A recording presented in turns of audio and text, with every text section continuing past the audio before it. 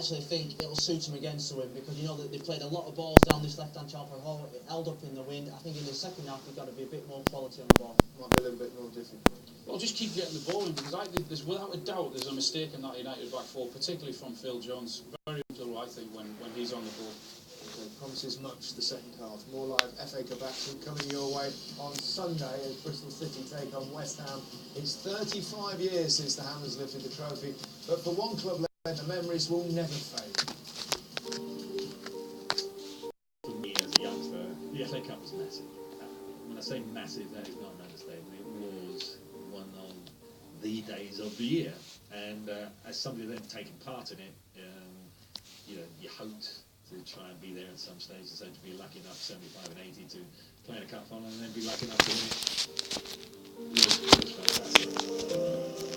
The build up to a cup final is really intense when you haven't experienced it before. Nothing really prepares you for the noise as you walk down that tunnel.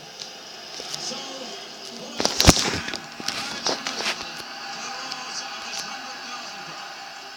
yeah, we were quite closely in, and there was a lot of excitement. Jennings! Alan Taylor!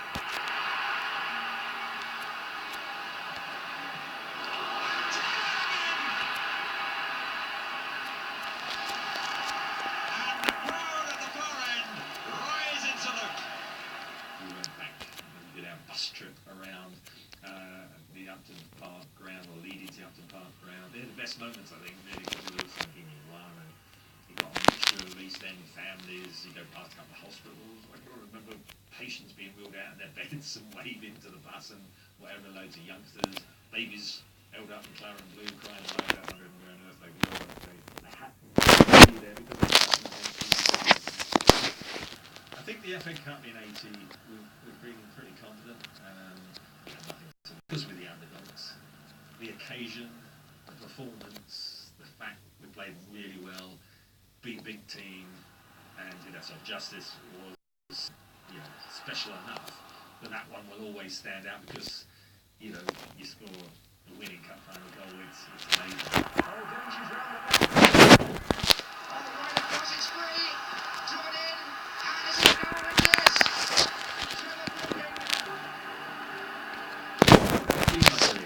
Yeah, it's fantastic. But 30 minutes gone, I certainly didn't think it was going to be the only goal of the game.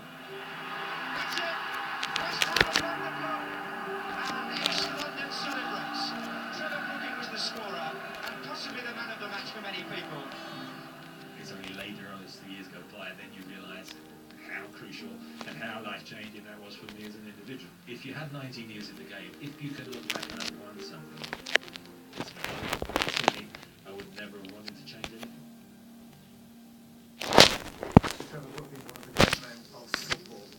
West Ham are one of the few clubs Steve Claridge never played for in his 20-year career. He did have two spells with Cambridge, and the £190,000 the club paid for him back in 1991 remains their record transfer fee.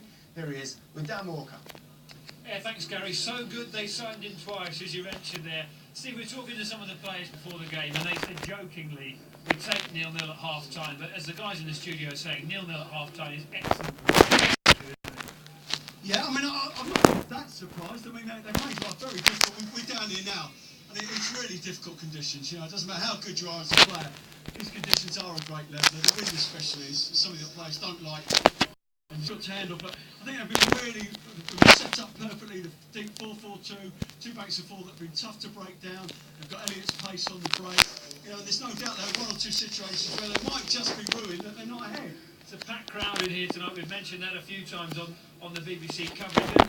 The longer it goes on at 0-0, the bigger the belief, and that can make a difference. Yeah, I mean, what we're talking about here is we're talking about the first goal. It's all important, aren't we? If Man United get it, then they'll have to come out, and obviously probably a little bit like the Yeovil game where they took a while to break them down, but as soon as they did that, the complexion of the game changes, and they get more time, they get more space, and the extra quality will show. The positivity, though, from Richard Money's side is that they haven't looked overawed, they haven't looked worried, and they look like they're playing a side who aren't certainly 75 places above them.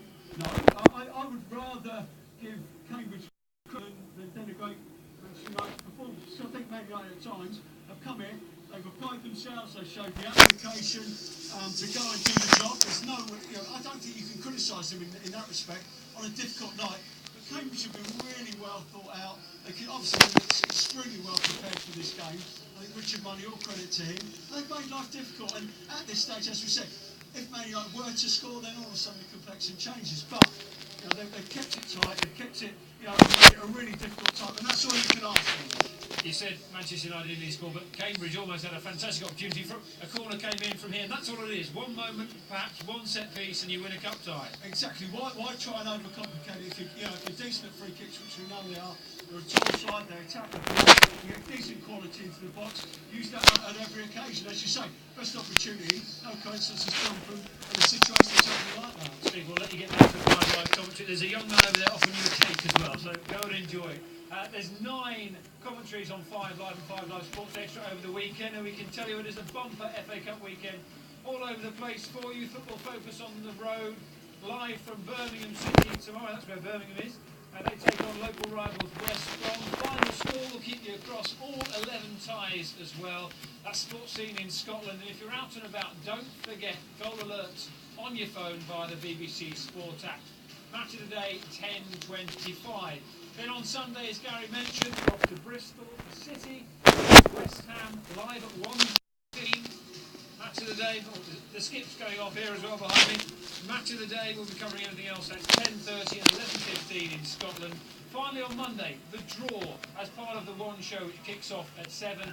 And don't forget, all the goals will be available on the BBC Sport website.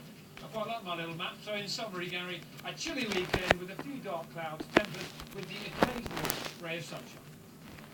He can play, so can she. He can't though. He can definitely play. Oh, and him, not him though. Or him. The FA People's Cup is a new 5-a-side tournament from BBC Get Inspired and the FA. It's only open to amateur players, so the pros won't win it. You might. For more info and free entry, go to the Get Inspired website. Steph, I know you're England captain. Oh, blimey. Well, there you have it. It's half-time, it's 0-0 between Cambridge United and Manchester United. And it's been handed a couple of stats, actually, which make quite interesting reading. I'm sure you'll be intrigued. I'll put these on for this. We've got Rocco and Will Jones made 14 clearances alone in the first half. Cambridge United recorded a total of 11. And Ryan Donaldson created 4 chances in the first half. No Manchester United player managed more than 1. Says a lot, and it says a lot about Ryan Donaldson's performance. Well, I think he's been probably the best player on the park. When you consider how many players are out there that cost an absolute fortune, he's the guy that is trying to create something. He's given them width, he's given them pace, he's put decent balls into the box. And I think if they're going to get something out of this game, or going to progress, then they're going to look to him to put in a similar sort of performance. He's trying to do what Flynn didn't. Absolutely. He's looking to get that early ball in, because Cambridge know what they are, what they're about, and if they're going to get something, then they're looking to him, as I said, to get in there, to get that ball in early. Brave here as well to go in. And then Daily Blind before that, so big 45 minutes coming up for him.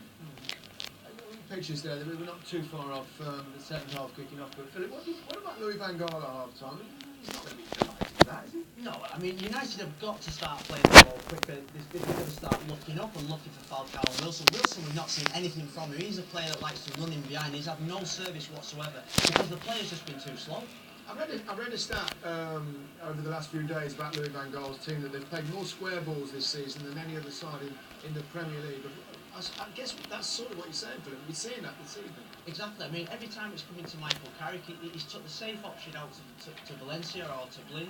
He's just going to start moving forward. Okay, let's see what happens in the second half. Martin Keown and Steve Wilson. So 0-0, 45 minutes to go. Last time Cambridge United welcomed a Premier League team here. It was in the League Cup 12 years ago. They were beaten 7-0 by Sunderland. I don't think that's going to happen tonight against Manchester United. Van Gaal's side are going to have to go some if it is. No changes at half-time for either team. So Cambridge in the amber and black from right to left towards their fans on the Newmarket Road stand away to the left-hand side, and how they've enjoyed that first 45 minutes. Here's Blint finding Carrick. Carrick has been so